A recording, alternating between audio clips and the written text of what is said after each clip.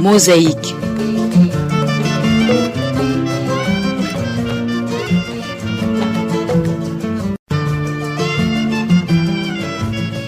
Mosaïque.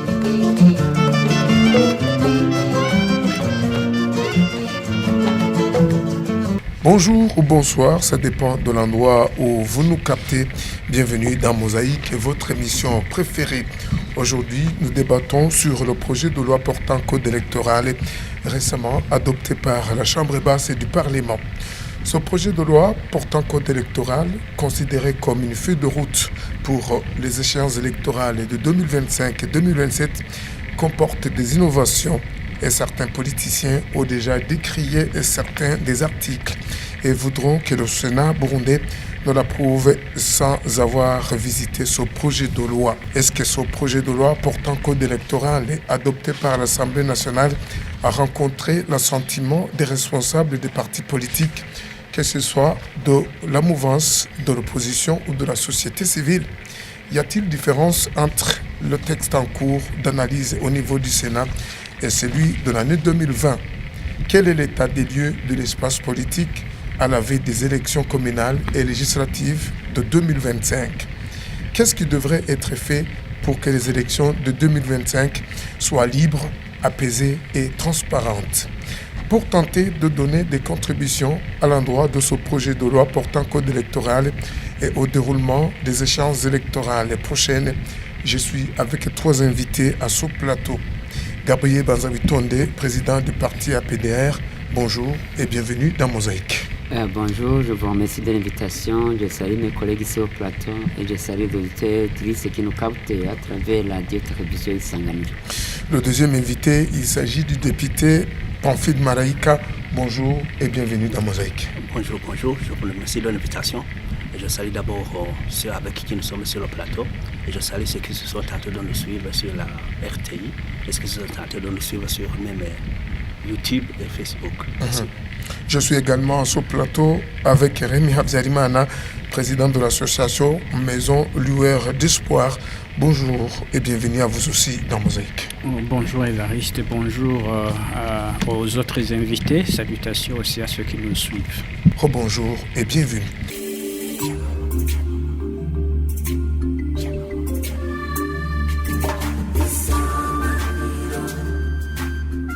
Sans trop tarder, entrons dans le vif du sujet. Pour organiser les élections, il y a des textes fondamentalement élaborés pour accompagner le processus électoral, à savoir le code électoral. La première question, je la dirige au député Pamphile Maraïka. Vous êtes député à l'Assemblée nationale.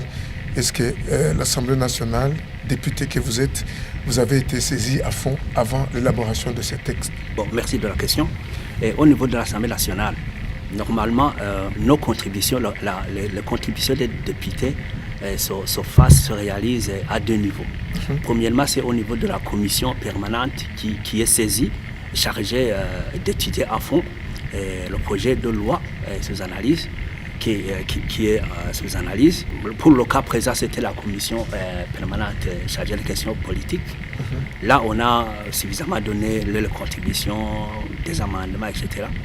Et au deuxième niveau, c'est au niveau de la plénière. Au niveau de la plénière, là, vous savez que la plénière est souveraine. C'est là où fournit beaucoup de contributions, beaucoup d'amendements, etc. Et, lors de l'analyse de ce projet de loi, au niveau de la plénière, pas mal de députés ont contribué.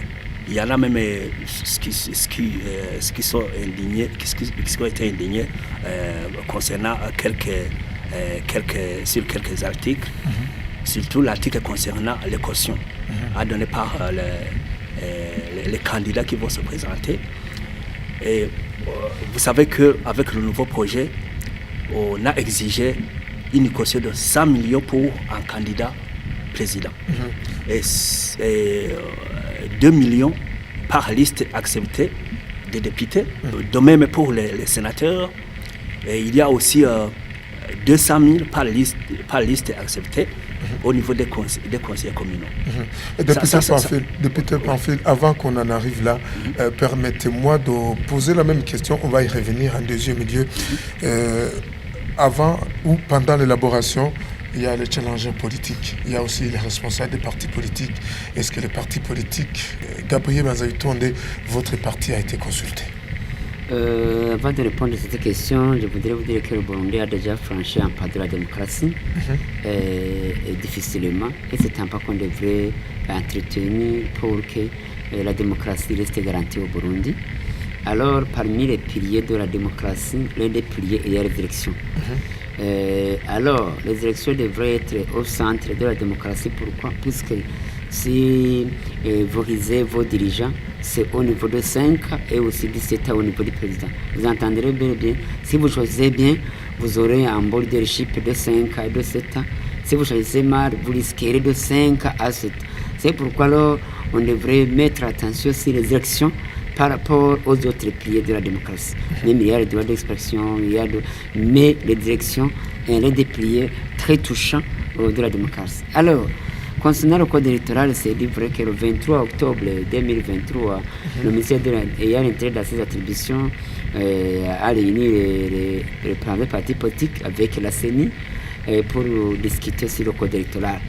Alors, on a fouetté le document jusqu'à ce qu'on a contribué fortement. Et aussi, le parti au pouvoir était présent. Mais je dirais que le plus touchant, c'est qu'au niveau des conseils des ministres, on a attendu les délibérations. On n'a pas tenu compte de nos contributions. Mais aussi, le pire malheur, on a ajouté d'autres qu'on n'a pas même cité dans l'élaboration des exercices. Je veux dire qu'au niveau des documents, le caution du président était 30 millions. On n'a pas touché. Mais on a attendu qu'après le conseil des ministres, on a mis à 100 millions. Vous entendrez bien que c'était, je dirais pour nous, choquant, puisque les contributions qu'on avait dit centraient autour de 4, je dirais, principes, si les cautions, les documents exigés, les suppléants qu'on demande, ainsi que l'introduction des médias, de proclamer les résultats après le déploiement, on avait dit qu'il faut ceci. Dans l'ensemble, le code électoral, ça a été ainsi. Mais on ne peut pas dire que s'il y a des avantages pour nous, les partis politiques, ici je peux citer qu'avec le découpage administratif, 5 provinces au lieu de 18, 42 communes au lieu de 119, ça nous a donné la chance que beaucoup de partis vont se présenter aux élections, puisque 5 provinces, vraiment vous entendrez bien que c'est moins par rapport aux 18. Puisqu'auparavant, il y avait le dénominateur de 18, mais on va faire le dénominateur de 5. Même si vous vous présentez à 4 provinces, en divisant sur 5, vous entendrez bien qu'on a la chance que beaucoup de partis vont participer. À notre avantage par rapport aux... Oui, permettez-moi, Gabriel Banzaïtonde, avant qu'on arrive sur les appréciations, entendons nous comment la société civile s'exprime sur ce que vous venez de dire, des contributions des uns des autres qui n'ont pas été tenues en considération. Rémi Habzalimana, vous êtes président de l'association Lueur d'Espoir. Vous avez entendu le projet de loi portant code électoral. Il a été adopté à l'Assemblée nationale. Qu'est-ce qui est tombé dans votre oreille? Nous suivons avec intérêt le processus électoral et en général le document qui en donne des orientations en particulier. Le document se trouve aujourd'hui à un niveau, je dirais, presque final. Ce que je dois dire, c'est que d'abord, la situation, comme ils l'ont dit mes prédécesseurs, les élections est l'un des éléments de la démocratie.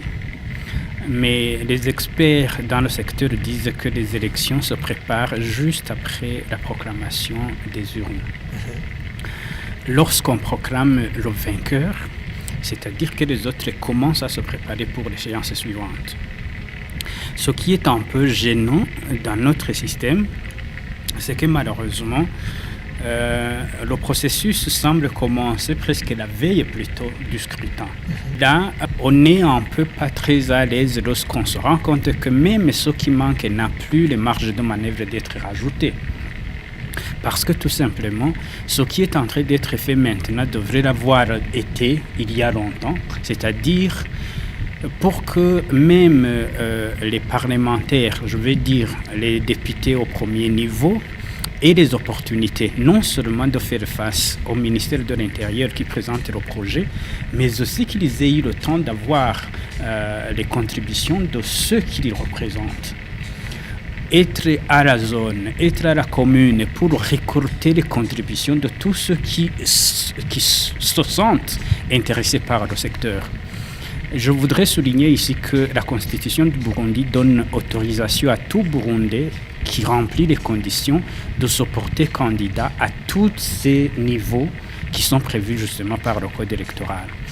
Malheureusement, lorsque vous entendez par le biais de la radio ou de la télévision ou par les médias sociaux aujourd'hui que le projet se situe au niveau du Sénat, c'est très difficile pour le citoyen lambda de se situer justement et de dire tiens, est-ce que je peux encore apporter ma contribution? Et la contribution, c'est surtout au niveau, est-ce que je suis d'abord concerné par le document? Est-ce que je peux être candidat?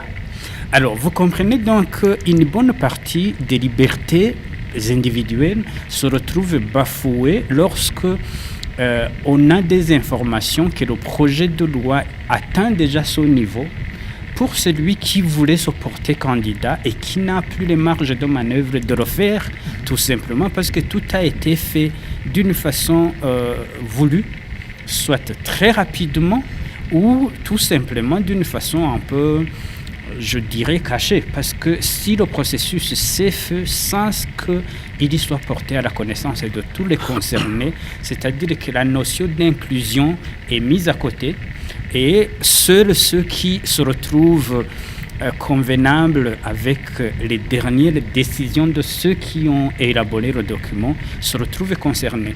C'est donc à ce niveau où maintenant, par exemple, la discussion ne se fait qu'au niveau des partis politiques, parce que c'est à ce niveau, eux seuls ont le privilège d'être présents au niveau du Sénat et au niveau de l'Assemblée nationale. Mais quand est-ce que le citoyen qui voudrait se porter candidat à tous ces niveaux a eu les opportunités justement d'avoir des informations qui lui permettent de dire tiens, il y a un problème à ce niveau, il y a un problème aussi à ce niveau. Lorsque cela n'a pas été porter à la connaissance du public au niveau communal, au niveau zonal, au niveau provincial, et que cela se fasse seulement au niveau vraiment à la sommité, ça aurait été bien si cela était réel et que la majorité se retrouve dans la représentation au niveau du Parlement et qu'on se dit, on a été en contact avec nos élus, nous leur avons donné tout ce que nous pensons et ils y vont justement faire arriver les considérations. Mais lorsque vous comprenez que même ceux-là, à leur niveau, ils y donnent leur doléance et malheureusement, ils se plaignent qu'eux aussi n'ont pas été écoutés, vous comprenez donc qu'il y a quelque chose qui manque et c'est un problème très sérieux au niveau du processus et on se pose cette fois-ci la question de savoir qu'en est-il des résultats? L'adhésion de ceux qui sortira de cela lorsque justement le processus n'a pas été inclusif. Oui, même ceux qui ont été écoutés tout à l'heure, le disait Gabriel Banzawi-Tonde, leurs contributions n'ont pas été tenues en considération. Député Pamphile Marayika, tout à l'heure, vous aviez déjà attaqué les manquements qui se retrouvent dans ce projet de loi. Qui sont-ils? De prime abord, je voudrais dire d'abord que en toute chose, il faut respecter le prestige de la Constitution. Dans la Constitution dont nous disposons pour le moment, l'article 13 dispose que tous les Burundais sont égaux en mérite et en dignité. Tous les citoyens jouissent des mêmes droits et ont droit à la même protection de la loi. Aucun Burundais ne sera exclu de la vie sociale, économique ou politique de la nation du fait de sa race, de sa langue, de sa religion, de son sexe, de son origine ethnique. Ceci pour dire... L'article est bien clair.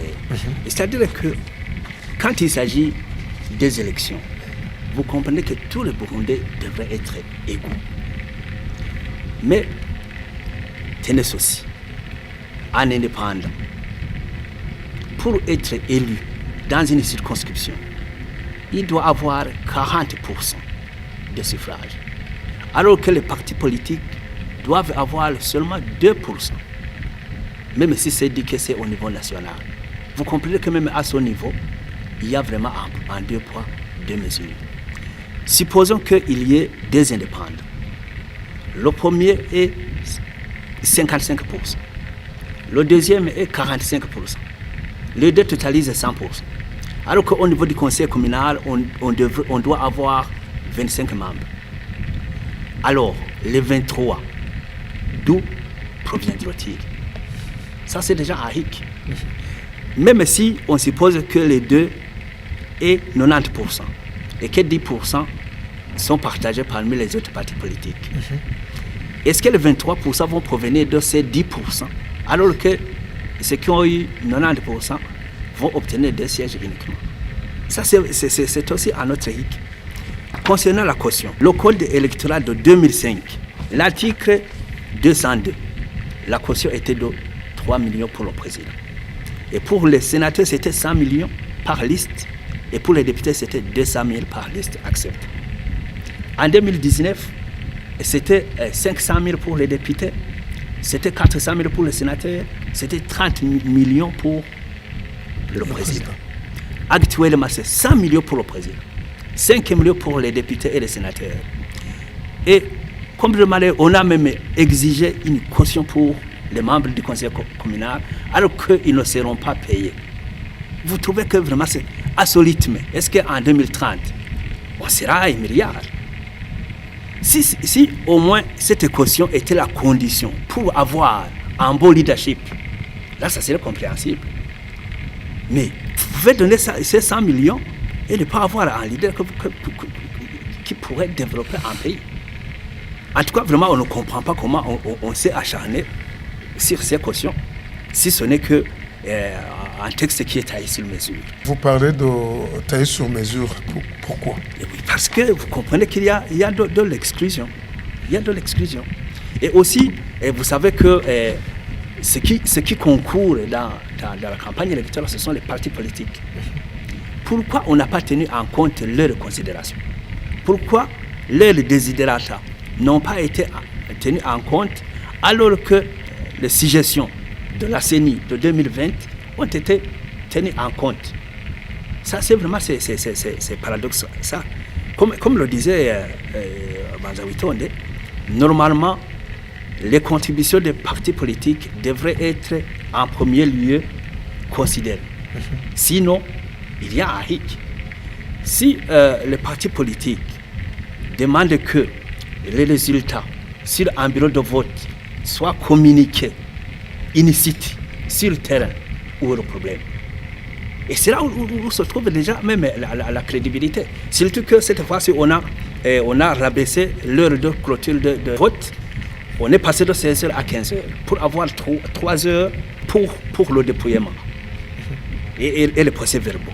Ça, c'est une bonne occasion de proclamer les résultats de ce bureau de vote, ainsi de suite, ainsi de suite. Et comme c'est la compilation qui se fait au niveau de ceci, soit une compilation sur des résultats déjà connus par tout le monde. Alors pourquoi on ne veut pas cela? Pourquoi on a exigé des sanctions sur des médias ou des journalistes ou des personnes qui se donnent la peine de dévoiler les résultats obtenus sur place, ou soi-disant que ça serait avant l'heure? Ça, c'est aussi un autre problème. Et en tout cas, il y a vraiment pas mal de choses qu'on déplore. Et surtout que même la mise en place de la CENI. La CENI, c'est l'arbitre principal de ce processus électoral. Des partis qui se disent lésés du fait qu'ils n'ont pas été consultés. Normalement, la CENI devrait être un miroir qui devrait refléter pour que chaque parti politique voit son image à travers la CENI. Mais vous avez entendu que lors de la mise en place, quand on a adopté la Sénat, l'Assemblée nationale, il y a ceux qui ont dit qu'ils n'ont pas été consultés. Il y en a même qui étaient dehors. On a approuvé la CENI. Pour vous dire qu'on ne peut pas gagner une course de 100 mètres avec un faux départ. Vous venez d'évoquer une chose très importante à ce qui est des cautions. Et là, le président de la Chambre basse du Parlement s'est exprimé en disant que les Burundais, ils ont trop d'argent, ils les conservent même à la maison. Vous étiez là, quel est votre sentiment par rapport à ces propos du président de l'Assemblée nationale? Avec même s'il y a une grande partie de la population qui croupit dans la misère, il y a d'autres qui sont riches effectivement, il y a d'autres qui ont de l'argent. Mais est-ce que cette population qui croupit dans la misère devrait être exclue dans cette course électorale, alors que c'est pour la population? Normalement, ils devraient avoir la chance aussi de compétir et qu'ils ne soient pas vraiment exclus à cause du manque de cette somme d'argent. Être pauvre n'est pas un crime. Avant qu'on arrive sur l'étape des appels, abondons dans le même sens du sujet. Gabriel Witonde, président de la PDR, vous avez été consulté par le ministre dans une réunion avec d'autres challengers. Vous vous plaignez comme quoi les contributions que vous avez données n'ont pas été en considération. Est-ce qu'on peut savoir quelques-unes? Oui, c'est du vrai. C'est avant de répondre à cette question, je veux dire pourquoi les partis politiques ont une grande intention par rapport aux élections 2025. Ce sont des élections où la candidature présidentielle ne sera pas parmi. Alors, en 2027, avec la candidature présidentielle, les élections 2025, je dis, seront à la base. Puisque si, en 2025, le parti APD n'aura pas de députés, n'aura pas de conseillers communs, c'est-à-dire qu'en 2027, on n'a pas l'intérêt de se présenter en tant que candidat présidentiel si je n'ai pas les élus. Même aussi celui qui va se présenter, il n'aura pas l'intérêt de contacter le parti APD pour l'accompagner alors que nous sommes vides. Donc on est intentionné de quoi? De se présenter et d'avoir les élus pour qu'au moins en 2025, soit on se présente aux candidatures ou bien aussi on négocie avec notre force. Donc en 2025, comme en football, on sera en demi-finale. On devrait avoir l'intention particulière pour les élections 2025. C'est pourquoi ici, il n'y a pas de badinage, il n'y a pas d'amitié. On est dans la course. Celui qui est au pouvoir veut rester au pouvoir. Nous aussi, on a besoin du pouvoir. Alors, on devrait avoir des textes qui nous le disent tous. Pour que, si je manque, je dis vraiment grand merci aux vainqueurs.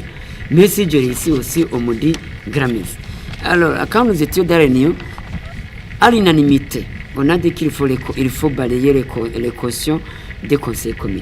Ce sont des gens qui n'ont pas de salaire, ce sont des élections locales, on n'a pas l'intérêt de demander des cautions. On a dit aussi de rester avec 500 000 pour les députés et 400 pour les sénateurs. On était convaincus. Pour le présidentiel, d'ailleurs pour le présidentiel, le projet de texte était 30 millions. 100 millions, on ne sait pas là où c'est venu, au niveau du conseil des ministres, alors que les organisateurs, les élaborateurs avaient déjà mis 30 millions. Pour les documents, on a dit que les documents sont énormes. Et on demande aussi à 4 exemplaires. On a demandé à la CENI, avec ces 4 exemplaires, vous servez de quoi? La CENI a dit, nous aussi ne voit pas pourquoi les 4 exemplaires. Nous restons avec un exemplaire au niveau de cours constitutionnel. Alors vous voulez deux, on a manqué. Si tu es député, on n'amène pas le dossier au niveau du Parlement. Il est témoin. Est-ce qu'on a amené votre dossier au niveau du Sénat, au niveau du Parlement? On n'a pas déposé le dossier. Alors pourquoi on demande 4 exemplaires? On a dit pour faciliter les gens, laisser la carte nationale d'identité, copie des cartes d'électeurs, ainsi que peut-être résidence, attestation de résidence. Et après, celui qui a été élu, qui sera élu, va compléter le dossier. On sait bien qu'il faut noter bien. Le document exigé des élections, c'est ça. Celui qui sera élu va compléter le dossier. Le suppléant, on demande au co-directeur que celui va avoir au moins... Si c'est par exemple le conseil communal, 25, tu dois avoir 100 personnes aux listes. Chaque personne numéro 1 va avoir 3 suppléants avec même ethnie, même sexe. Numéro 2, 3 suppléants. Numéro 3, 25, 3 suppléants. Donc pourquoi? Dans la liste de 25, si on met 50, il y a les Hutus, il y a les mêmes sexes, il y a différents sexes, différentes ethnies, il faut arranger. Les médias ont dit qu'il ne faut pas publier les résultats provisoires avant l'organe compétent. C'est-à-dire que vous observez, vous rentrez avec eux pour faire quoi? Alors le Sénégal nous a témoigné qu'après les élections, on a commencé à féliciter le vainqueur. Tout ça, on a dit vraiment, on va délibérer. mais par après au Conseil des ministres et au niveau du Parlement, on a trouvé quelque chose reste inchangeable, mais aussi on a ajouté 100 millions. Au moment où on en trouve à la venue de la démocratie, le président a collecté 100 millions. Pour avoir 100 millions, je dirais bel et bien 1 million. Oui. Les membres du Frodebu, les Israéliens, moi j'étais pété à 5 ans. Mais on a dit que même mon père a contribué fortement pour avoir 1 million. Alors aujourd'hui, avec 100 millions, est-ce que le pouvoir d'achat a augmenté? C'est quoi va servir? C'est-à-dire on donne la chance aux riches de gouverner les pauvres, alors que ce sont les pauvres qui vont voter. On donne la chance aux milliardaires, et ces milliardaires, ils ont volé le gouvernement, ils ont volé les biens publics, ils n'ont pas été punis. Comme le président de l'Assemblée a dit, ils ont beaucoup d'argent. C'est-à-dire que c'est sûr. En 2005, ils avaient combien? Pourquoi ils le disent aujourd'hui en 2024? En 2005, ils ont venu avec combien d'argent d'armes? C'est aujourd'hui qu'ils ont encaissé, ils commencent à chanter qu'ils ont beaucoup d'argent. Et c'est la chance qu'ils ont dit qu'ils possèdent. C'est le témoignage qu'ils ont beaucoup d'argent dans les maisons. Alors les gens chargés devraient fouiller les maisons pour voir ce coffres forts qui restent dans les maisons. Sinon à moi, même aujourd'hui qu'ils passent dans ma maison, je n'ai pas même 100 000 de réserve de la maison. En tant que président ça ne serait pas des accusations gratuites? En tant que président d'un parti politique, même dans la maison il n'y a pas 100 000. Mais il a dit que les maisons sont remplies de l'argent. Alors que le Burundi, les fonctionnaires, au mois de mars, ont été payés tardivement. Alors qu'en 2025, ils avaient comme. C'est pour dire que les partis politiques, on a l'intérêt que ces élections passent en botte. Aussi, je vais signaler une chose. Au Burundi, depuis 1966, après 10 ans, il y a des troubles politiques. 66, 76, 87, 2096, 2006, 2015. Maintenant, 2015 à 2025, il y a 10 ans. On n'a pas besoin d'autres malentendus, d'autres chicaneries au Burundi à cause du fonds de part. C'est pourquoi on demande aujourd'hui avec le Sénat burundais d'inviter le ministre de l'Intérieur, lui demander la contribution des partis politiques pour en considérer. En fait, que demain bien après-demain, on n'aura pas encore des problématiques pendant les élections, puisque les députés qui est ici, les sénateurs seront les garants de ce qui viendra en 2025 à cause des textes législatifs des élections mal préparés. Merci beaucoup, Banza Witonde. Nous sommes aussi avec les membres de la société civile. Rémi Habzalimana, président de l'association Lueur d'Espoir. Vous venez d'entendre les doléances de ses invités, celui de la PDR et un député de l'Assemblée nationale.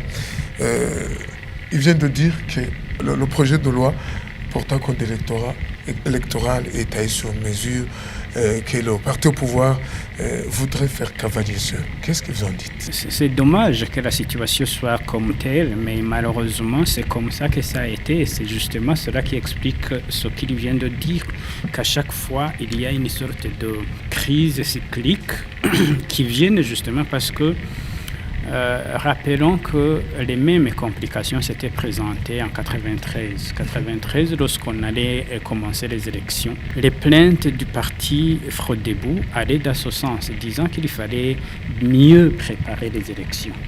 Malheureusement, le parti qui était au pouvoir à cette période-là n'a pas tout accepté. Et curieusement, lorsque les élections se sont renversées, tout ce qui était prévu pour le parti au pouvoir s'est retrouvé pour le nouveau parti au pouvoir et c'est la crise. En 2005, je me souviens qu'il y avait tellement de réclamations de la part du CNDD-FDD qui voulaient que les choses s'améliorent. Le Frodebu qui était allé à cette situation, à cette époque au pouvoir, à un certain moment, c'est vrai que c'était une transition, mais le Frodebu, je sais qu'il y a pas mal de points qui sont restés malheureusement sans changer. Et lorsque la situation s'est renversée, c'est justement ce qui s'est passé. Malheureusement, les plaintes se retrouvent du côté de celui qui hier gérait le pouvoir et qui se retrouve aujourd'hui en train d'être géré. Et le danger donc qui se dessine ici, c'est au cas où il advenait que le parti au pouvoir ne se retrouve plus au pouvoir, c'est-à-dire que tout ce qui est taillé sur mesure se retrouve du côté de l'autre. Et là, c'est très difficile pour les vaincus de s'habiller tel qu'ils n'ont pas prévu. Et le non-adhésion à la nouvelle donne est souvent à la source de ce que nous vivons malheureusement cycliquement. Ce que nous demandons, c'est justement la considération et l'écoute de tout ce qui y est donné comme contribution. Je l'avais souligné, toutes les contributions n'ont pas eu les opportunités d'être reçues parce que l'information a été donnée tardivement. Même les amendements à l'Assemblée nationale n'ont pas été tenus en considération. Même celles qui ont été données, vous comprenez que ceux qui en ont donné restent dans l'insatisfaction. Donc, c'est-à-dire que nous voyons déjà se dessiner une sorte de source de crise qui, si rien n'est fait, risquerait justement de nous mener vers une situation qui n'est pas souhaitable. Ça, c'est la première chose. La deuxième, je l'avais dit, c'est un problème très sérieux du fait que maintenant, les discussions se font au niveau des partis politiques. C'est-à-dire que la population, le reste de la population qui ne se situe pas au niveau des partis politiques n'a plus de place, n'a plus de cadre d'expression, n'a plus d'opportunité de pouvoir exprimer leurs inquiétudes. Ce candidat qui est de Karusi ou de Makamba ou de je ne sais quelle autre, n'importe quelle autre commune du Burundi, qui n'est pas membre d'un parti politique mais qui souhaiterait se porter candidat à n'importe quel poste, n'a pas eu les opportunités de dire ce qu'il vous souhaiterait voir dans le code électoral. Et maintenant, il n'en a plus les opportunités. Et là, c'est comme si c'est une page de terminer, de plier, parce que celui-là se retrouve exclu, alors que les élections sont qualifiées d'inclusives, d'apaisées, de tous les qualificatifs embellissants. En réalité, la situation s'inverse. Donc, c'était ce sentiment de voir quand même qu'il y a une bonne partie de la population qui ne suit pas le processus et qui demain sera appelée à voter. Et l'inquiétude qui s'ajoute à cela, c'est que demain, si les choses continuent telles qu'elles sont, on va aussi appeler la population à voter à des candidats pour lesquels ils n'ont pas été informés sur ce qui concerne leur projet de société. Parce que malheureusement, comme on ne donne pas assez de temps de préparation pour que les gens soient informés des contours des élections, malheureusement, on va se retrouver la veille des élections et le contenu des projets de société vont se communiquer officiellement durant les 2 semaines avant les élections, alors qu'en ce moment-là, vous n'avez qu'à vous adresser à ceux qui sont déjà convaincus, qui sont venus vers vous. Et là, ils ne viennent pas nécessairement vous écouter, leur expliquer le contenu de votre projet de société. Et malheureusement, si rien n'est fait, cela vient plutôt pour écouter ce que tel candidat parle de négatif de l'autre, et c'est ce qui crée malheureusement les soubassements de ceux qui proviennent comme des crises qui reviennent cycliquement et qui nous mènent vers cette situation où le développement n'est pas discuté au niveau des partis politiques. Merci beaucoup à Rémi Hafterimana. Je rappelle à ceux qui viennent de nous rejoindre que nous sommes dans l'émission Mosaïque et nous débattons sur le projet de loi portant code électoral. Ce projet déjà adopté à l'Assemblée nationale et qui aujourd'hui est en cours d'analyse au Sénat avant son approbation. Le projet n'a pas trouvé l'assentiment des politiciens, surtout de l'opposition, même ceux de la mouvance comme Gabriel Manzavitonde, ainsi que la société civile. Aujourd'hui, nous sommes à la veille des élections. Pafili Maraïka qui compte se faire élire à Muyinga. Comment est le terrain aujourd'hui, l'espace politique? Comment est-ce que vous trouvez ça? Bon, d'abord, avant d'aborder sur cette question, je voudrais d'abord glisser quelque chose sur les lacunes. Normalement, le projet, la loi, le code électoral devrait être précédé par la révision de la Constitution.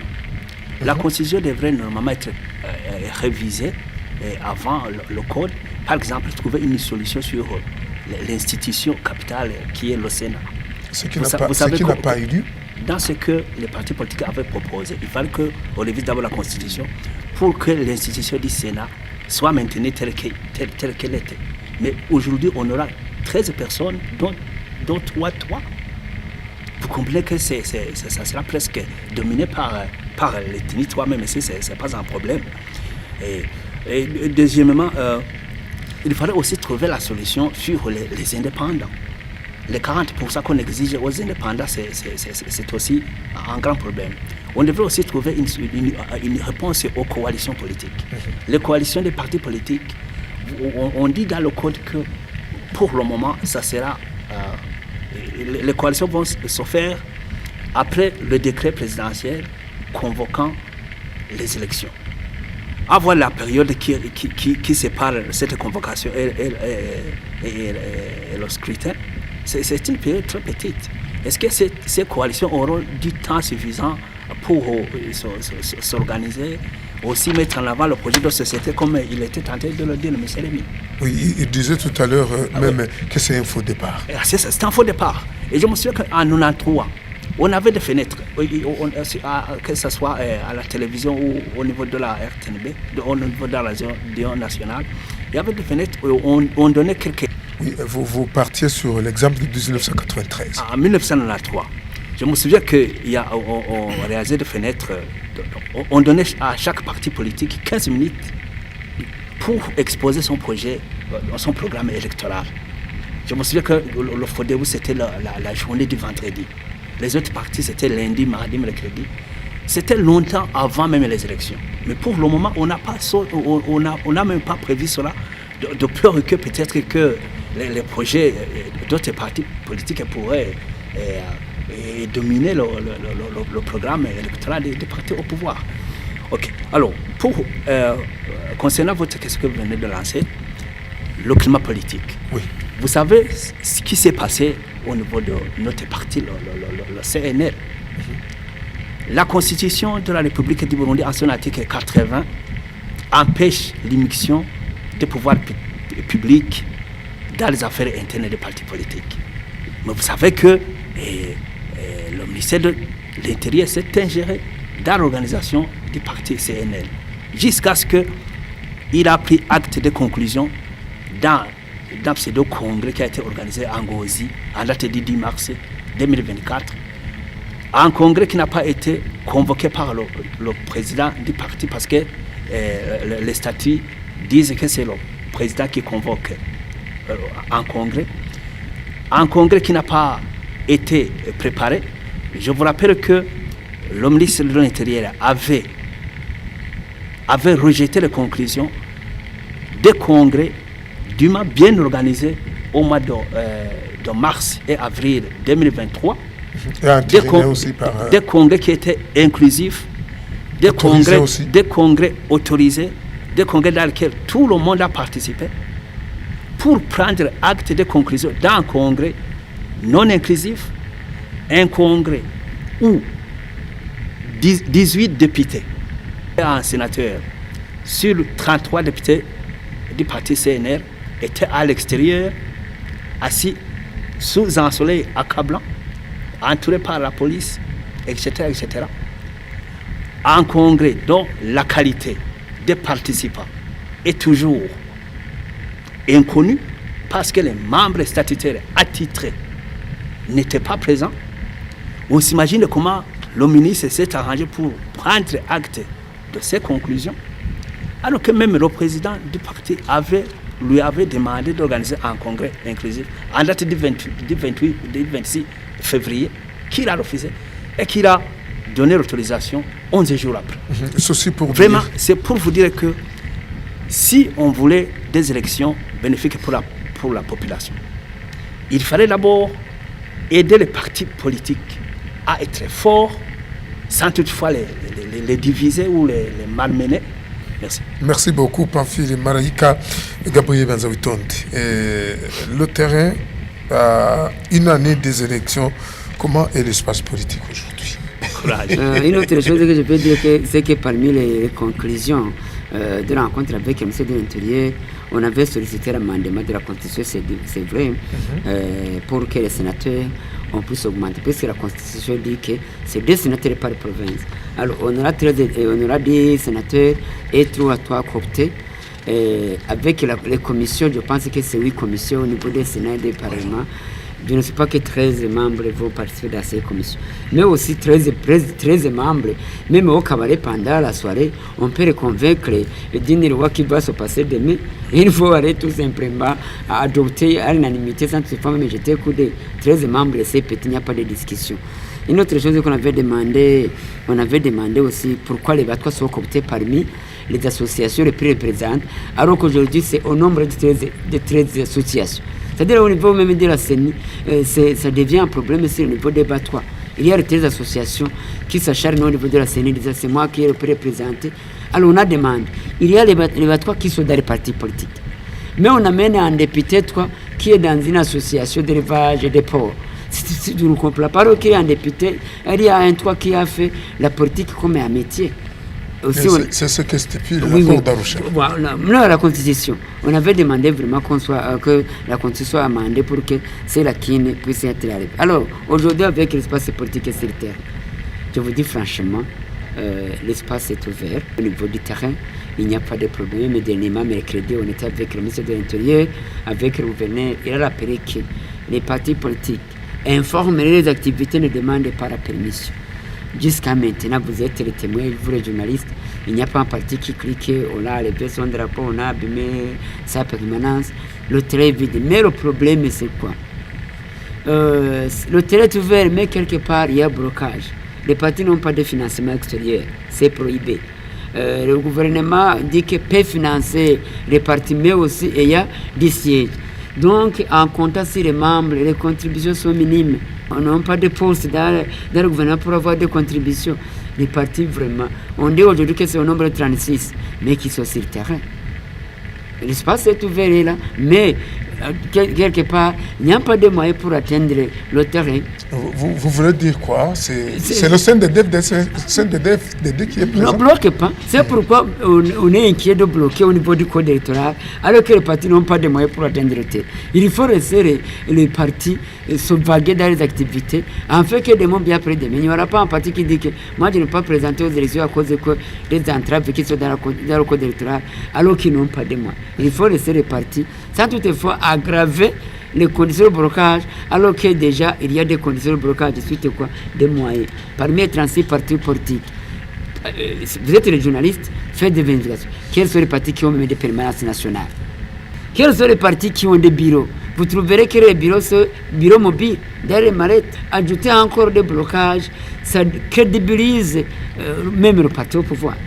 C'est pourquoi nous disons qu'il faut laisser les partis, on lance un appel vibrant au sénateur d'alléger ce qu'on a demandé pour que demain, il n'y aura pas un parti qui ne se présente pas aux élections, disant qu'il y a des blocages au niveau du code électoral, alors que déjà souffle à l'agonie.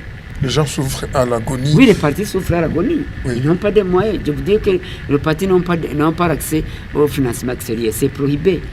Les partis n'ont pas de financement du gouvernement. Alors, compte à nos membres. Alors, est-ce qu'à nos membres, comment aujourd'hui le pouvoir d'achat? Quel membre qui est capable de donner même 10 000 francs? C'est pourquoi on a peur que demain, il y aura des députés qui soient riches seulement. Puisqu'en Arignan, le liste, je vais dire, tu as la caution, oui, tu es numéro 1. Alors, vous trouverez au niveau des chambres basses et au niveau des chambres hautes, vous trouverez des députés magnats, riches, qui ont volé peut-être le pays, ils ont financé les partis. Je dirais la place satisfaisante au niveau des résultats, puisqu'il manque de moyens. Je n'ai pas aligné quelqu'un qui n'a pas 10 000 francs. Il est crédible, il est honnête, mais la caution le bloque. C'est-à-dire que vous trouverez là où nous sommes en train d'arriver. Oui, Rémi Habzalimana, on a des plaintes toujours, des multitudes de plaintes du côté des challengers politiques. Oui, des plaintes, mais évitables. Des plaintes qui, pour moi, pourraient avoir de l'espace pour qu'effectivement il y ait un terrain d'entente. Et je reviens sur ce dont j'ai parlé au début, c'est le fait que malheureusement toutes ces opérations se font veille des élections. Si l'on avait pris le temps justement de le faire à temps, il y aurait moyen de discuter et trouver réponse à toutes ces interrogations. Parce que voyez-vous, lorsqu'on se dit que les partis politiques ne sont pas sur le terrain, ne sont pas opérationnels sur le terrain, c'est une preuve que effectivement il y a des problèmes.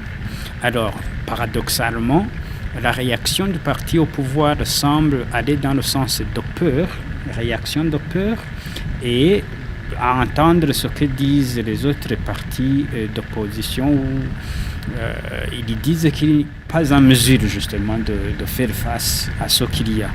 Et la question qui viendrait là serait, est-ce qu'on est en compétition des dirigeants riches et c'est pour éviter la corruption et c'est pour éviter, je ne sais pas, mais pourquoi effectivement on devrait aligner les personnes qui ont les capacités financières plus élevées que les autres? Et c'est parce qu'ils sont plus compétents que les autres. Et donc, il y a de toutes ces interrogations qui sont là et qui ne trouvent pas encore de réponse et qui, malheureusement, lorsque ces questions ne sont pas discutées, il y a lieu effectivement de discrédit de la part de l'élaborateur de ces textes parce qu'on va se dire ça cache trop de choses, il y a tellement de peur, alors qu'il y avait moyen justement de faire d'une façon claire et inclusive et finalement gagner la crédibilité de tous les compétiteurs.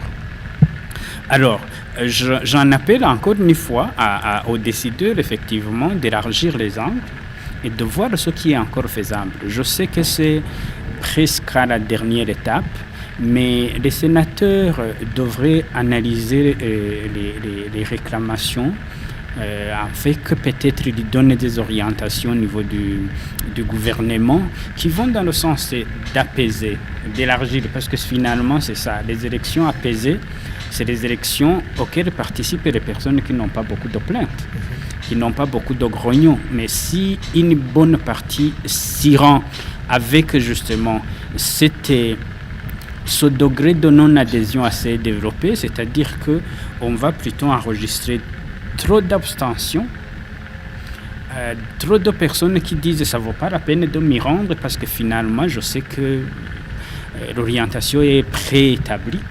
Et là, c'est le discrédit de l'organisation. Ça, c'est la première chose. La deuxième, c'est ce sentiment qui commence à croître, que la population commence à se dire est-ce que je suis finalement représenté au niveau des institutions? Parce que, d'une part, je n'ai pas été informé. Ceux qui sont informés, même leurs doléances ne sont pas écoutées. Est-ce que finalement, le député représente la catégorie qui n'est pas touchée? Est-ce qu'il y a contact avec ces gens lorsqu'on ne sait pas qu'il y a eu organisation de séances au cours desquelles les députés, les sénateurs ont eu à échanger avec leurs électeurs pour qu'ils expriment ce qu'ils veulent? Ça, c'est la première chose. Le deuxième niveau est le plus important.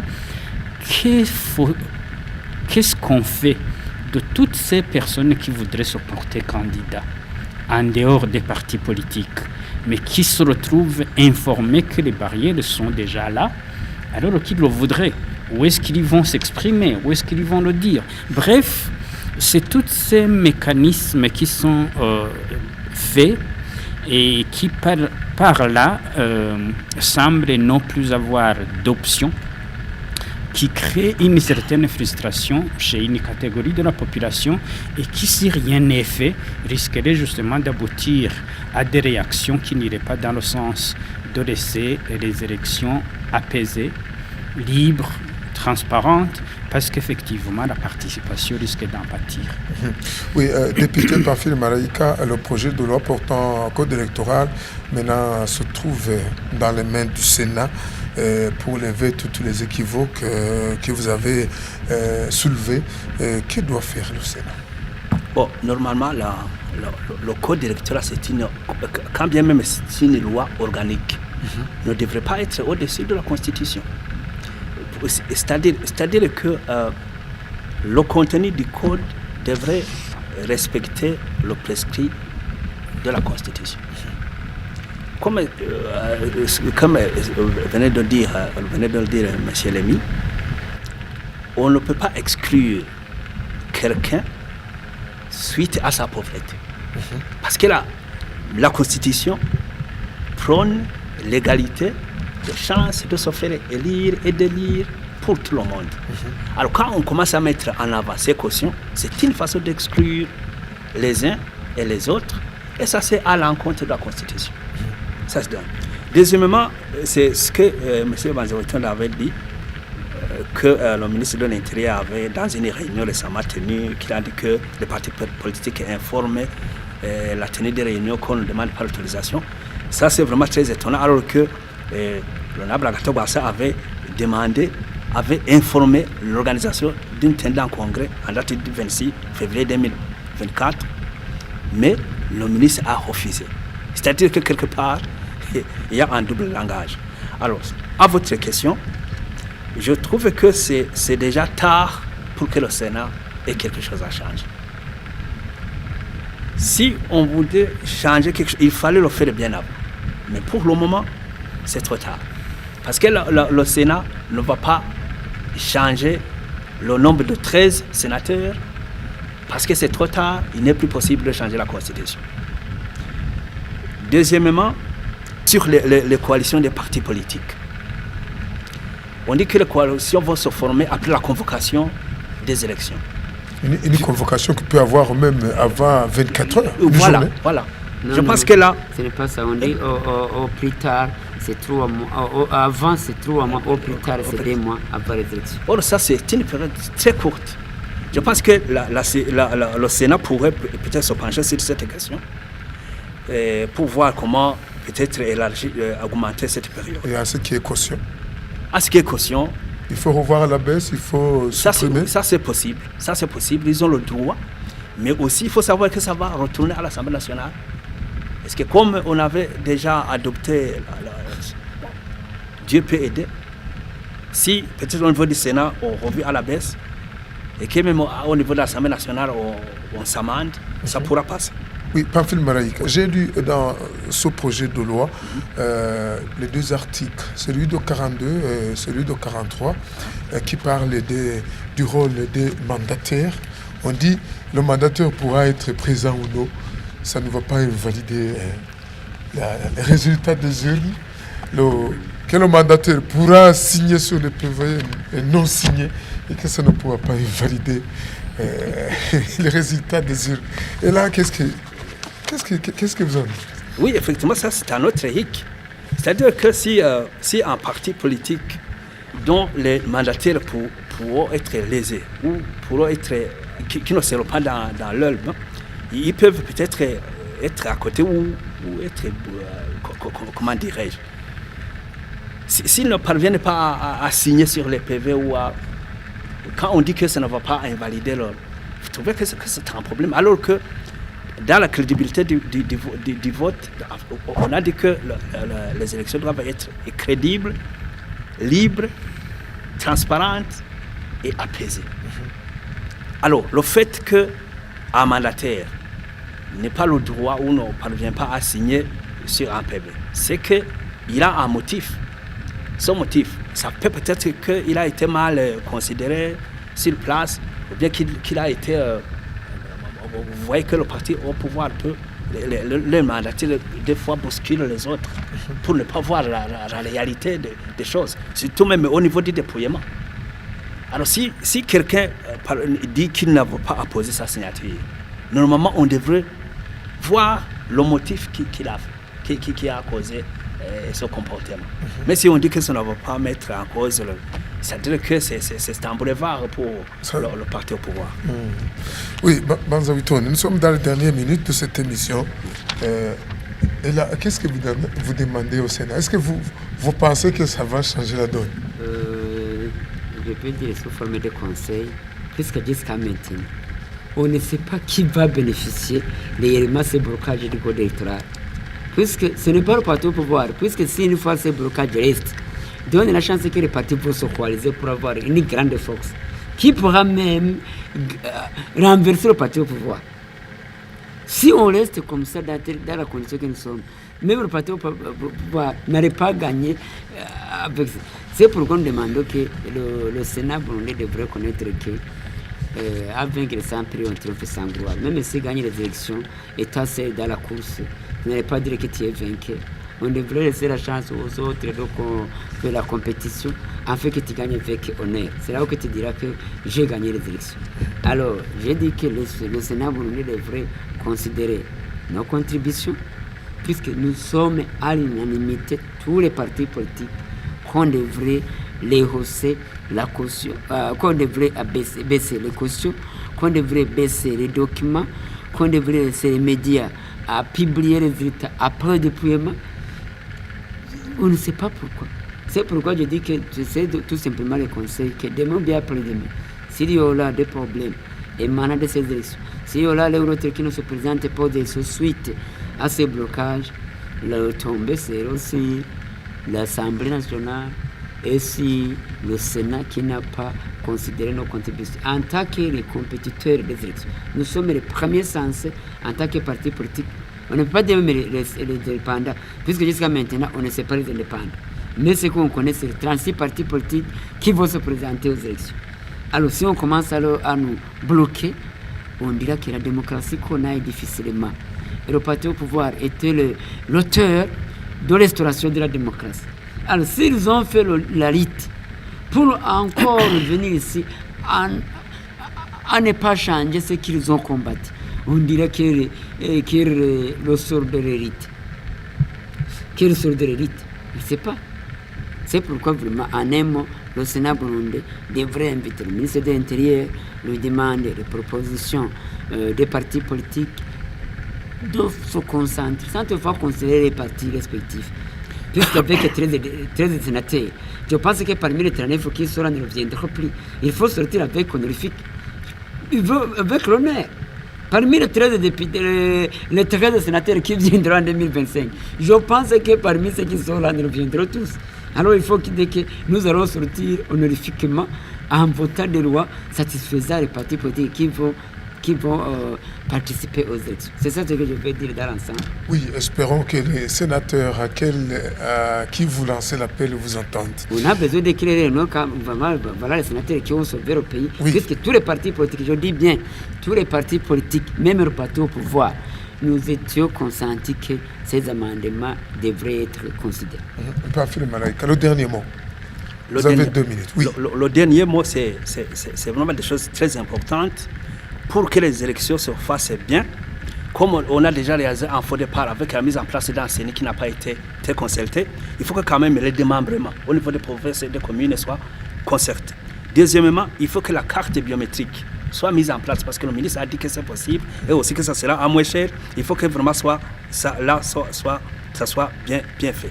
Et aussi, il y a le respect du prescrit de la Constitution. Il ne faut pas que la Constitution soit violée ici et là, alors que les codes sont inférieurs. Et quatrièmement, il faut aider les partis qui sont en difficulté, surtout le parti CNL, pour trouver des solutions. Réhabiliter l'honorable Agathon Rwasa, pour qu'il soit encore une fois reconnu par le ministre de l'Intérieur comme président du parti, afin qu'il puisse participer dans les élections et qu'il puisse les gagner la tête haute, parce que c'est déjà visible. En dernier lieu, c'est les coalitions politiques. Il faut donner du temps suffisant au niveau de ces coalitions pour qu'ils puissent s'organiser en bonne et due forme, parce qu'on trouve que ça, là aussi, ça va constituer une force, une alternative pour le changement, pour contrer le parti CNDF. Oui, et le dernier mot avec Rémi Habzadimana, président de l'association Maison Lueur d'Espoir. Quel est le clin d'œil pour que les élections prochaines soient libres, apaisées et transparentes?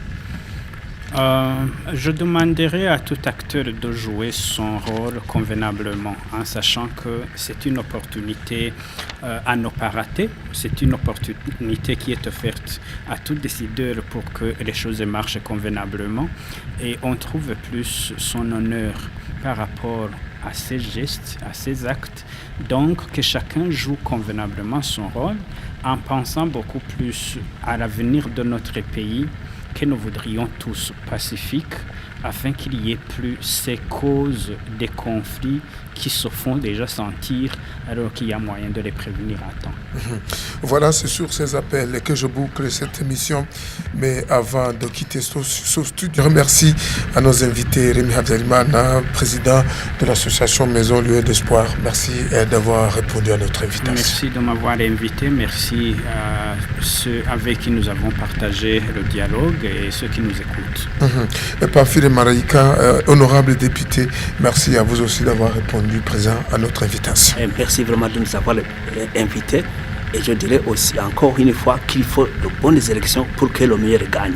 Oui, et Gabriel Banzawitonde, président du parti APDR, merci de nous avoir répondu présent à l'invitation dans les dernières minutes.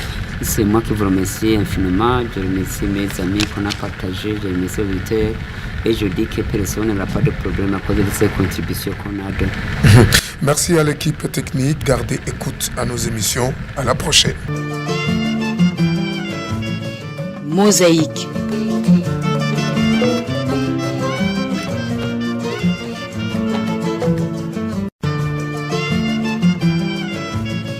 Mosaïque.